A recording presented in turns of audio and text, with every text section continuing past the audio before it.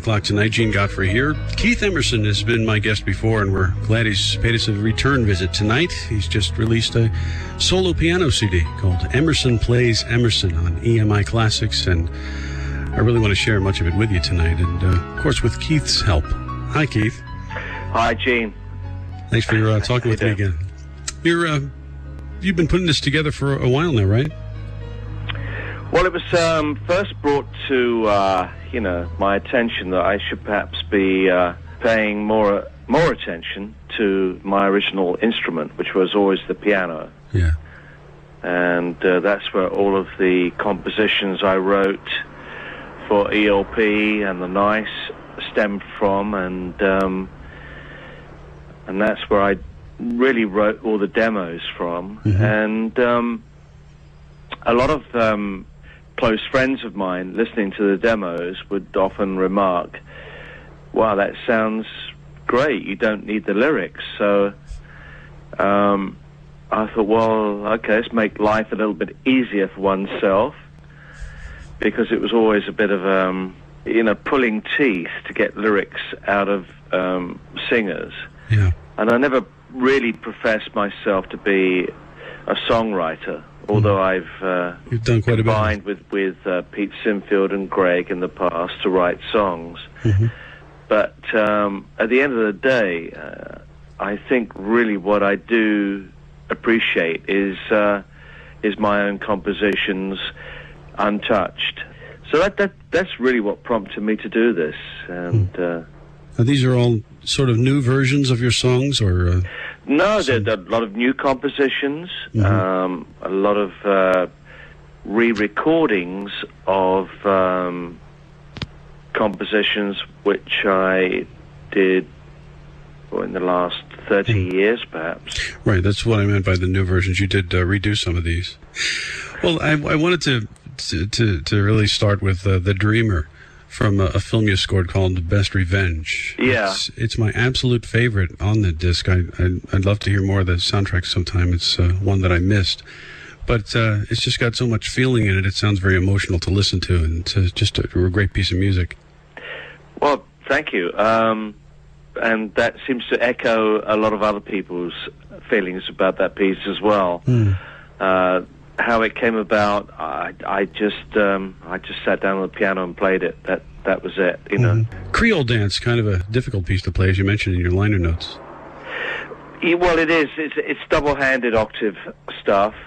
Alberto Ginastera has been very testing with all of his compositions. I mean, particularly with the Toccata, right, with his Piano Concerto No. 1, which I did an adaptation with ELP. Sure, on brain salad surgery. Yeah. It's a very testing piece to play, but I've always liked that sort of... I don't like to sort of like choose the obvious, you know, although I have done in the past. But having met with Alberto Ginastera when he was still with us, and with his wife, Aurora, who's a great cellist... Yeah, she is. It's quite a compliment that the Ginastera family have acknowledged my adaptations of what I've done. And you have different versions, like the Oscar Peterson performance. Yes, but that was great. I was very pleased that the BBC, British Broadcasting Corporation in London, England, allowed me to put that on my CD, and of course I was equally honored that Oscar Peterson himself allowed, you know, he gave his permission too. Right. So, you know, that's great for me. Right, you must have been really proud to be on that program there, and to play that with him. Well, it was pretty scary playing with him at the time, I can tell you that much. We're going to do a number together, right? Oh, right, yeah. You think this might be the time? I think so, yes. All right, here is Honky Tonk Train Blues. Okay. You were friends with Kevin Gilbert, and you wrote something for him here as well. Yes, I did. Kevin and I were, we were two scorpions, you know. Yeah. And he was a very, very good-looking guy. terrific. And he invited me to come to California. That's when I was living in England. And he just wanted me to just do the old stuff, you know? Right. To just get in the studio and just jam and do this and do that. He was tough on me sometimes because, you know, I get back in the studio the next day and he'd say to me, you know, you could play a much better solo over that. And, yeah. So he pushed you and... He pushed me, yeah. I mean, there was a 20 years age gap between the two of us. And to be told off by somebody younger than you was like... Yeah, I took it on the chin. Okay, all right, Kevin, what do you want me to do? All right, I thought that solo I played yesterday was fantastic. He says, no, you can do much better than that. All right, okay, I'll do it again. Roll the tapes. Right. You comment very poetically on Outgoing Tide. It says here, as the moon plays its part in the title system, so it can play a part on the creative system. So long as these elements are there, it's reassurance enough for me. Such a pretty song. Well, thank you. But the liner notes are me waxing lyrical, I think, yeah. I'm trying to, at least. You know. I really enjoy reading through this with each of the songs. And, of course, if I learn a few more languages, I could read the rest of the book. It's probably the same. Well, I don't know how the translations come about, but that's up to EMI, you know. Yeah. Outgoing Tide from Keith Emerson, from his new CD. Emerson Plays Emerson on EMI Classics. Keith has joined me to speak about the disc tonight. Gene Godfrey here, and we get back to the interview on Classic FM. The story in these liner notes, once again, about the track A Blade of Grass was a real jaw-dropper, but it's a nice piece. I can imagine the dynamic there. Yes, I wrote that when, I think during the period that Mark Mancina was producing ELP's Black Moon album. Yeah. And it was about probably about 1 o'clock in the morning, and because I get very fed up in the studio. I can't stand it. It's just so boring and claustrophobic. Right. So while they're twiddling and fiddling with all the EQs and whatever they got to do, so I went out into the main studio and started playing the piano. And Mark Mancina came out, and he said, "What is that?" I said, I don't know. I started writing up a manuscript. He said, that is beautiful. I said, thanks, you know. Mark said, he said, I play the piano. He said, but not like you do, but if I did, that's what I would write. Which I thought was a great compliment. Yeah. And so I, pursued it, and I mean, sometimes I just don't. I don't know where these ideas come from at all. They just come out, of the thin air, and it can take a motif, and then I get into developing it, and Not many people are apt to call the piano a percussion instrument. A musician would, but with the track "Hammer It Out," you do just that. It's a rousing piece. Excuse me for laughing, but yeah.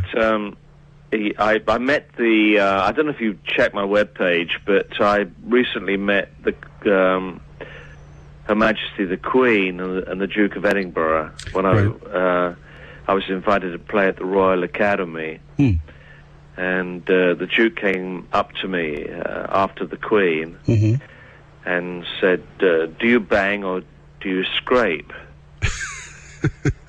And I said, "Excuse me." He said, do you bang or do you scrape?" I said, "Well, I suppose, sir, and you have to use the correct etiquette here, right, that I suppose I bang because the piano is a percussion instrument." So he said, "Well, keep on banging." Obviously liked it.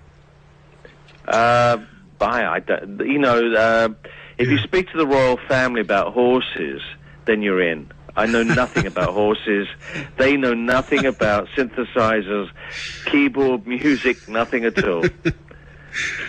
I should have done my homework before meeting them, I'm sure. I guess.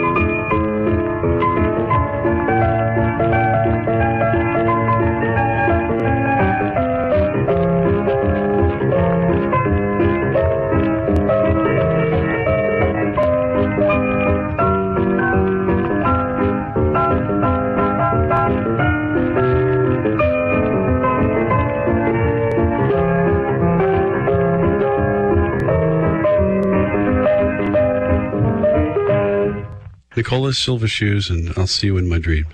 Nice job. Yes, yeah, there we go.